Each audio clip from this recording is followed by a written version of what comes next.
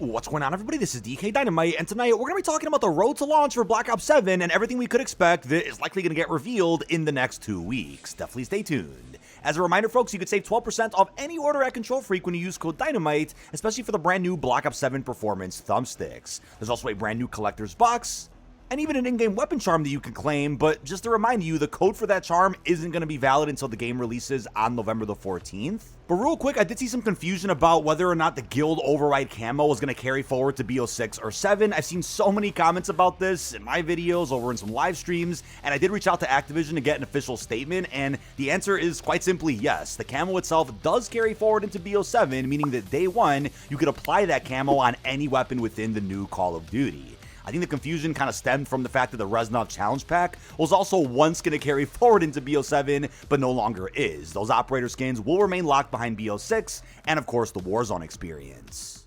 But that essentially means that if you pre-order a copy of Black Ops 7, especially right now, let's say you're late in doing so, the Guild Override camo is essentially the only bonus that you're going to be receiving, at least for BO7 specifically. If you get the Vault Edition, that's a bit of a different story, since there's plenty of content you'll be able to use which actually weren't usable during the beta, like the Operator skins, the Mastercrafts, and of course Black Cell with Season 1, which will begin in December.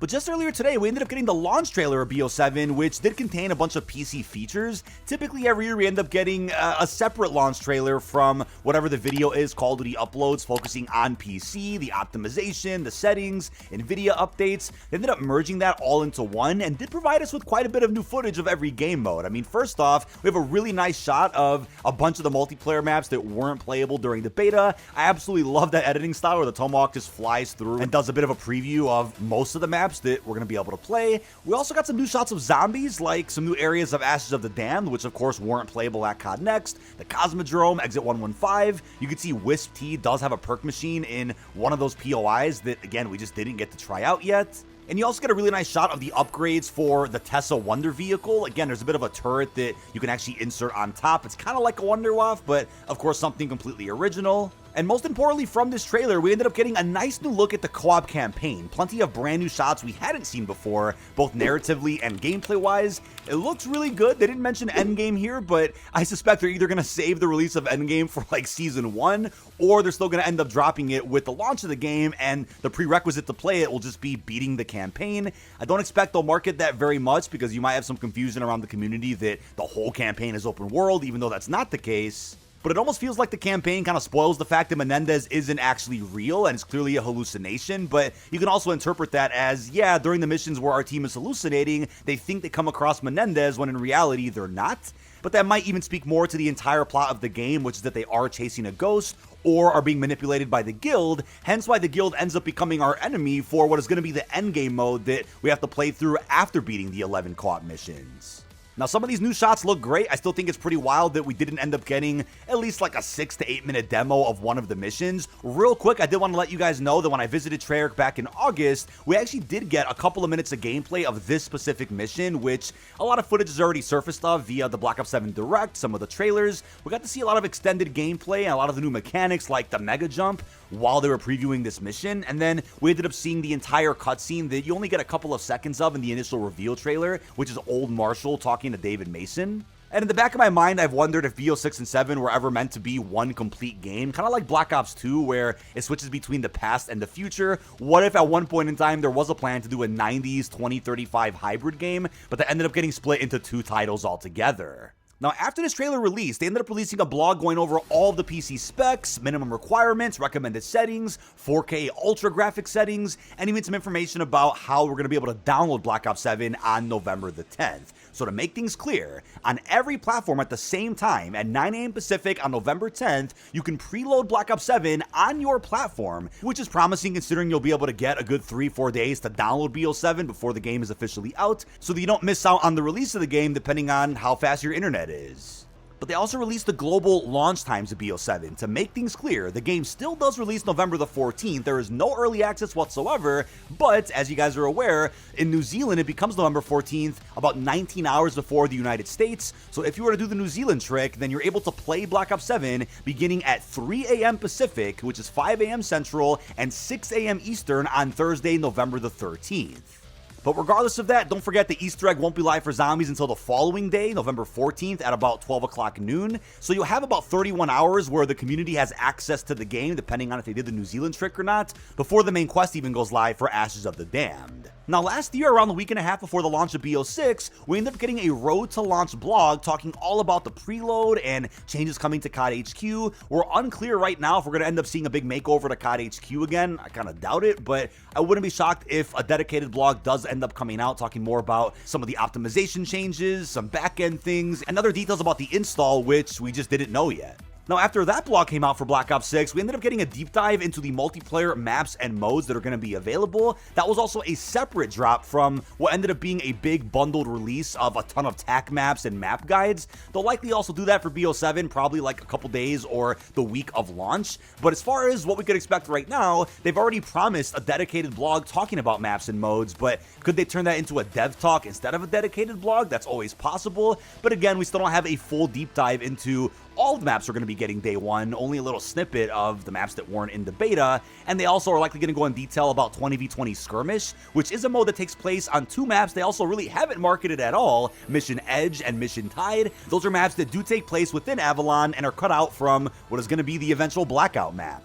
Now, it's also a big question mark if they have anything left to market for zombies. I mean, there could still be a couple of things they go through, like maybe some changes to the create a class or even the Gobblegum system. There was a pre-launch blog going over those systems last year. So, for example, the fact that you can crush Gobblegums instead of consuming them, that's something that I'm sure they'll likely also want to talk about in a blog as a brand new system, along with some other changes being made following the survival beta, even though I doubt they're going to talk any more about, let's say, the curse mode, which I know a lot of us want to know a bit more detail about. They're probably not going to talk about that. They'll keep that as a surprise, which again is a mode that unlocks right after the world's first team beats the Easter egg. And in a perfect world, it'd be cool to see some marketing for Dead Ops Arcade 4, but I also doubt they'll end up sharing much about that. I think they're going to also save that as like a nice launch experience we can all jump into completely blind. Now, an important one, folks, is a full weapons list. Yes, I know it feels like we're really close to the launch of the game, but I can promise you this is a blog that they're also going to end up dropping, unless they for some reason convert this to a dev talk where they just show us clips of every launch weapon and just talk about them. This is a blog we also got just shortly before the full launch of Black Ops 6, where they went over every primary, secondary, and melee weapon that we're going to be seeing on launch. And there are, of course, features like build sharing, weapon prestige, even the firing range, which weren't included in the beta that I'm sure they're going to want to go in more detail about in a dedicated blog. I still think it's pretty funny that we know some more detail about the DLC and Season 1 weapons before we've gotten a full list of at least the launch weapons. Funny enough, in the reveal trailer earlier today, it looks like some folks pointed out what could be the MSMC with just different colored attachments. Looks like that classic weapon is going to be coming back in a new form. We'll have to wait and see what it's going to be called when the game does drop. But as I reminded you guys just recently, over at COD Next, a now deleted video did actually showcase a ton of other weapons that weren't in the beta, that they were just trying to tease for launch. But for whatever reason, there was code names used to showcase those weapons instead of their actual real names. And I suspect that's why that video ended up getting taken down. But something you may have missed in today's blog, which I figured I'd mention now when talking about weapons, is sub-frame mouse polling, which is increased mouse precision for aiming. Another way to kind of provide a remedy to the aim assist controversy that has been plaguing Call of Duty for years. Treyarch previously mentioned they were going to be working on some aim assist changes for controller, and of course, keyboard and mouse. So I'd assume in a weapons blog or some accessibility blog, which they might end up doing, they'll probably go in more detail about some of these new features, or they'll just save it for the launch patch notes, which I believe are probably going to drop roughly like a day or two before the game does. Now, they say save the best for last, folks. One of the last few blogs that came out for BO6 was one focused on progression. And as you guys can see just earlier today, they ended up showing us the next 4 prestige icons from 5 to 8, which means there's a couple more that they just haven't showed us yet. What I'm betting is that tomorrow, which is a Wednesday, November the 5th, they'll end up showing us prestige 9 and 10, maybe a glimpse of prestige master and something else, and that'll either lead directly to a progression blog, or they'll end up saving the progression blog until the very last second. Last year, the way it worked is that for a couple of days in a row, Treyarch was revealing different icons on their Twitter before dropping the full progression blog, and that blog detailed a ton of info about prestige rewards, the Camo system, and every other component of the game that dealt with a bunch of different unlocks. Now, just because they did that for Black Ops 6 doesn't mean that BO7 will follow suit with that exact schedule. Just wanted to go in order of the things that did come out in the final stretch to launch last year, in the case they're going to be on a similar schedule this time around. Now to wrap things up, folks, we're likely going to get a dedicated blog talking more about the COD endowment pack called Legacy, which is going to be the first bundle that releases with the full launch of BO7, where all proceedings will go to veterans. That'll likely be the only bundle that does drop for BO7 before Season 1, unless they end up doing some type of replacer or other collab during the preseason window, but certainly expect that to be one of the final blogs they end up dropping just before or with the launch of the game on around November the 13th. And a couple of days after the game is out, they'll probably also drop a dedicated blog talking about the preseason update, which will include Nuketown 2025, probably some other game modes, maybe even a surprise weapon drop. You just never know. But that is about it. This has been dkdynamite. Leave our thoughts down below in the comment section. What are your thoughts on the brand new launch trailer we ended up getting for campaign, multiplayer, and zombies? Was happy to see some brand new shots that we hadn't seen before, and also leave your thoughts on the upcoming blogs, which may end up releasing in the same order as the blogs did last year for BO6. With that being said, really hope you enjoyed, and peace out, everybody.